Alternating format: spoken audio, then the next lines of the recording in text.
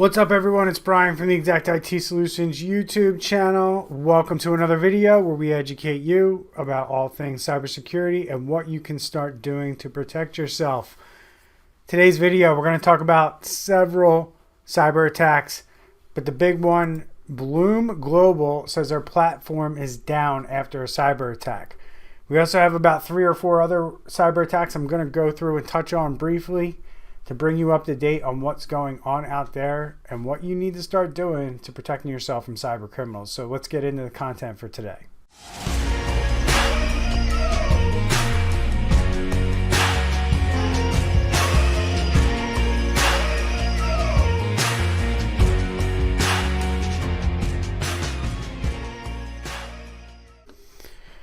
All right, guys, so we have a lot of cyber attacks happening right now that are in the news. We have a lot of cyber attacks out there that aren't in the news. You might know somebody who's dealing with a cyber attack and a ransomware attack. And, we really need to start talking about what we need to do and what businesses need to start doing in order to protect themselves. So let's talk about what's going on out there in the world. What happened with Bloom Global?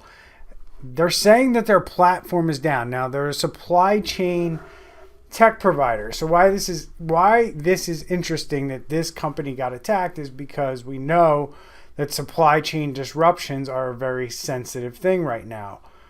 With the pandemic and with other things that are happening in the world, mainly around things like inflation and supply chain issues driven by the pandemic, we have supply chain issues. And now we have an asset management company basically saying that they're trying to restore functionality because of a cyber incident this week that rendered specific systems and data inaccessible to customers. So let's just, I have it up on the screen here. It says we recently experienced a cyber incident that resulted in a disruption in certain Bloom systems and data, a Bloom spokesman said Friday.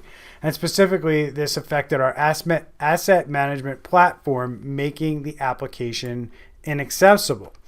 As soon as we learned of the incident, we promptly commenced an internal investigation with the assistance of leading cyber forensic firms. And their job was to assess the scope and mitigate any potential impacts. They said they're moving as fast as they can to fix the problem and get the platform back to full operational capacity. And we know our customers trust us to provide these solutions without interruption, and we take that seriously. This comes on the backs of the Expeditors International cyber attack, another supply chain logistics company that's out there. Taking them a while to get back up and running. Lessons learned here from companies like Kronos, who were cyber attacked and ransomware attacked, had a very long haul before they were able to get back up and running. So that leads us to believe that these companies don't have strong enough incident response plans and disaster recovery plans, and they're not fully thinking through what can happen in a cyber attack. And I think that at this point in 2022, that if you're a business and you have gotten this far without doing these types of things, your time is really running out. And I hope you hear these messages that folks like me and other cybersecurity professionals and cybersecurity experts are bringing out to the forefront to make sure you're aware that you need to start doing things now. And if you don't know what those things are, start getting educated on what a cybersecurity framework is and what are the elements within a cybersecurity framework that you need to do in order to protect yourselves from cyber criminals. If you follow one of my favorite frameworks that is out there, which was created by the United States government, it's known as the NIST Cybersecurity Framework. If you follow this, you'll be pretty well ahead of the game when it comes to dealing with cyber criminals and dealing with things like floods, fires, natural disasters. Anything that can put your business out of commission will help you in these situations if you put a framework in place. It takes time to do this, though. You can't just call somebody up and have a framework tomorrow or next week. There's a lot of things that you're probably going to find in your business that are missing, like policies and procedures and how you do things and who to call when something happens negatively, or what your cybersecurity training and awareness program looks like for your employees. These are all things that I'm throwing out there because when we go in and we ask businesses what they're doing around this stuff, they don't have an answer, or they're not doing anything at all, or what we do see that they're doing just isn't good enough to combat today's threats. So moving right along, this is again, we're going to hear more about Bloom Global.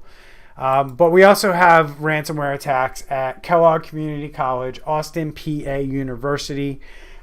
These are two universities that are dealing with cyber attacks right now. I'm not going to go into too much detail about this stuff other than we know colleges and universities and K through 12 schools are favorite targets of cyber criminals because they know that they're not budgeting and doing the things that need to be done around patching, patch management, vulnerability management, meaning are you looking for the things that we know are bad out there? If you don't know what I'm talking about, watch the video I just released on the top 15 ways that hackers are hacking businesses right now. I talk about a bulletin put out by CISA that describes the multiple cyber attacks that them and the FBI get involved with, and they're seeing the same repeated things over and over. So if you start to take care of these 15 things, the chances are that cyber criminals who are very much running businesses themselves won't bother you, right? They're looking for these vulnerabilities because they know they can make money quickly if they exist in the environment. A lot of times if they're not going to sit there and look and keep looking for vulnerabilities in your environment when they can just move on to another network that's probably going to have one of these vulnerabilities that's in the video, one of the 15 I listed, and there's more on the website that I linked to in that video. So I highly recommend you go check that out. And then I did a video the other day on the Yuma Hospital, Yuma Regional Medical that was hacked. And I also mentioned the American Dental Association was hacked. Well, I just want to kind of bring it to everybody's attention again that the American Dental Association was hacked, which there's a lot of cause for concern here. It says that the ADA found itself in the news after hackers broke into its networks and unleashed ransomware. The hackers triggered the malware this weekend, forcing the ADA to certain critical systems offline. Their web-based chat, email, and telephone services were all impacted as the ADA investigated the situation. It's basically saying that there indicates that a banner linked directly to a Gmail address indicated that the organization it's not convinced yet that it's safe to utilize its own mailboxes, its own email system. They don't think it's right now safe to use it. Bleeping Computer has viewed an email that was reportedly sent out to the ADA members, like most of the messaging sent at early stages of a ransomware, that it tries to paint somewhat of an optimistic picture of events. This is the ADA is. In particular, it states that their investigation has so far not revealed that any member data was stolen. Well, we always know, if you listen to my podcast, Security Squawk, we always talk about these things, that these companies come out late on a Friday afternoon and tell everybody, we actually had millions of records that were found. So we have the ADA that's saying that no data was stolen, but then we have a new ransomware group out there called the Black Basta Crew, BASTA, and they've already leaked 2.8 gigabytes of data that says it was stolen from the ADA servers, and there's more where that came from too, and they've claimed to have stolen around 9 gigabytes of data, and the information appears to include W-2, other tax forms, financial spreadsheets, and information about private medical practices. So this is a big deal, folks. A lot of these companies, again, data is the new gold. Companies have to understand that the data that they have is very valuable. It's valuable to people if it falls in the hands of people that shouldn't have it. And that is what is being sold to the world. And that is what is being sold to cyber criminals. That is what is being sold potentially to foreign governments, and it's what is being sold potentially to your competitors as well. So this is what's going on out there. I just wanted to bring everybody a quick update. Again, this video was more about Bloom Global and the issues that they're dealing with, but more importantly, May 2nd, 2022, we have a ton of cyber attacks in the news. And it's a big problem for businesses. It's a big problem for governments. It's a big problem for universities. We see it all over the place.